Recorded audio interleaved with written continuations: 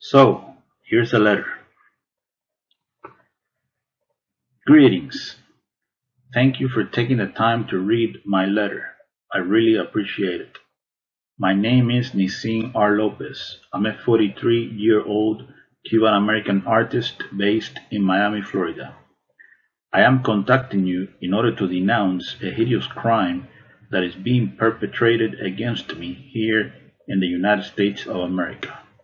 Contract stalking and electronic weapon assaults sponsored by corrupt elements in the US government. Yes, I am a targeted citizen. I've been experiencing organized harassment sponsored by the authorities since January of 2011. This thing ruined my life. You might be saying to yourself, what exactly is organized harassment, right? Well, this is not easy to explain, you know. One could say that contract stalking is bullying on steroids, covert harassment, organized group stalking, or community-based mobbing is pretty much a form of political repression, extrajudicial punishment. Organized stalking is a secret program of the US government designed to destroy targeted individuals emotionally and psychologically through dark neurolinguistic programming and negative aversive stimuli. We're talking here about a multi-layered interagency program. Law enforcement is behind this, the intelligence community is behind this, and third-party contractors are behind this. Private security companies, mostly employ ex-military and ex-intelligence agents. As far as the organized community harassment done to me every single time I go out into the general public, the unjust systematic harassment is done by a group of people in an organized fashion, using unethical means in order to torment, preoccupy, agitate, intimidate, and terrorize the isolated victim 24/7 no matter where he goes. I'm talking about acts of provocations, street theater, invasion of space, noise campaigns, mimicking directed conversations, engineered collisions, orchestrated synchronicities, entrapment, etc. Pretty much community-based mobbing based on choice reference patterns. The targeted citizen is exposed to a stressor outside the range of usual human experience. He is terrorized 365 days a year, 24/7. He is kept in a state of anxiety and hypervigilance until he finally breaks down after years of indescribable psychological abuse. Most victims of this program end up homeless, in jail, or in psychiatric institutions, isolated with no support system, broken in spirit. So now, who are the agent provocateurs recruited by the authorities that constantly harass the targeted individual in an organized fashion? Well, they are called surveillance role players. They believe they are patriots and heroes, serving a noble cause. They come from all types of social backgrounds. These mindless automatons are brainwashed into believing that the target is a really bad person, a terrorist, a murderer, or a sex offender, like a rapist or a child molester. We're talking here about a professional character assassination campaign, a clandestine civil military operation. The command station for organized stalking is the fusion centers. We're talking here about Threat Intelligence Consortium. Overall, contract stalking is a secret, illegal, long-term, unconstitutional surveillance program designed to neutralize outspoken, politically incorrect freethinkers that are designated as enemies of the state, even if they are just innocent, harmless, law-abiding citizens that pose no real threat to anyone. Keep in mind that the targeted individual is also subjected to directed energy weapons and other forms of psychological torture. I'm talking about mind control neuroweapons, remote neuro influencing technology. The human test subject is implanted with highly advanced neuronanotechnology that enables brain-to-computer interface. This secret technology of DARPA flavor enables the handlers to link the target's unique brain signature to their supercomputer. These are some of the things they can do with this technology.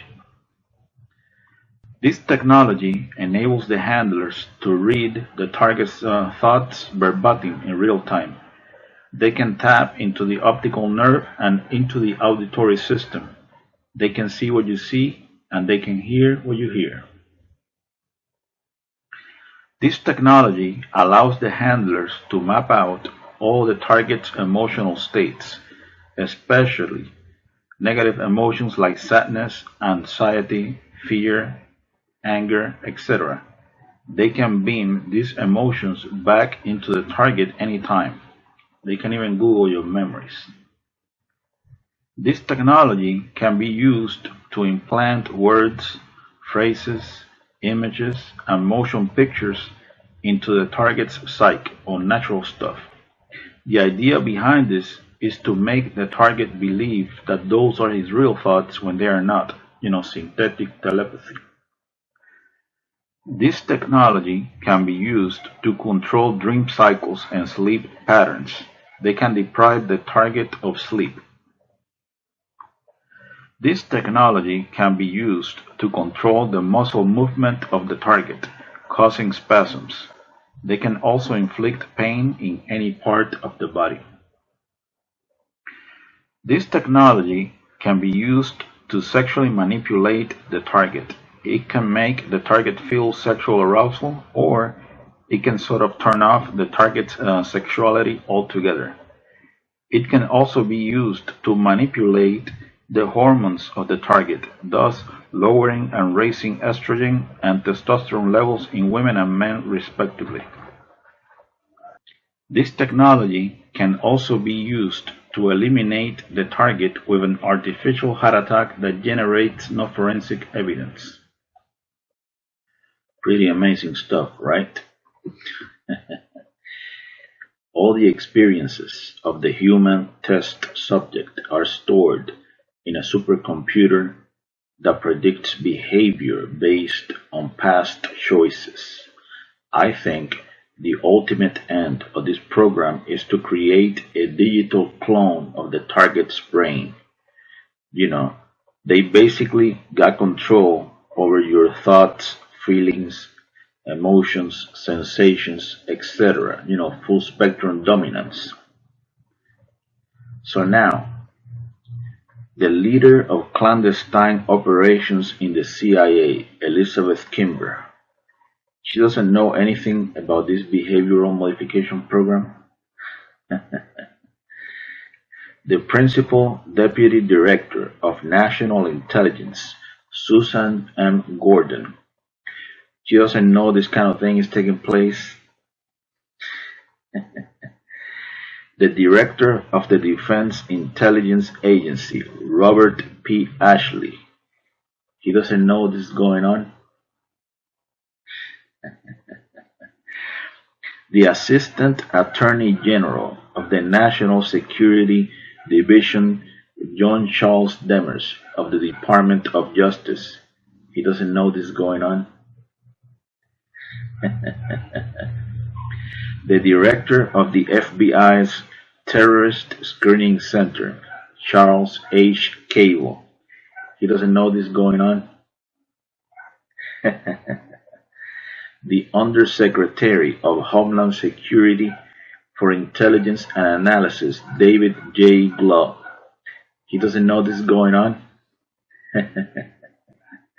Of course they all know this is going on. The puppet masters behind this personality disintegration program, they will do anything in order to justify a multi-billion-dollar national security, counterterrorism, corporate military intelligence police state complex, multi-billion or multi-trillion, who knows, Think, for example, about how much money has been invested in projects like the brain research through advancing innovative neurotechnologies. This transhumanism agenda is big business. So, let's go ahead and put this into perspective. Conclusion. On one hand, we got heavy, overwhelming, multi-layered, organized community harassment designed to drive a person crazy. Then they got a military technology based on DNA resonance that can be used to push a person over the edge, a perfected breakdown tactic on the human will. You know, this is a humanity 2.0 experiment, no question about it.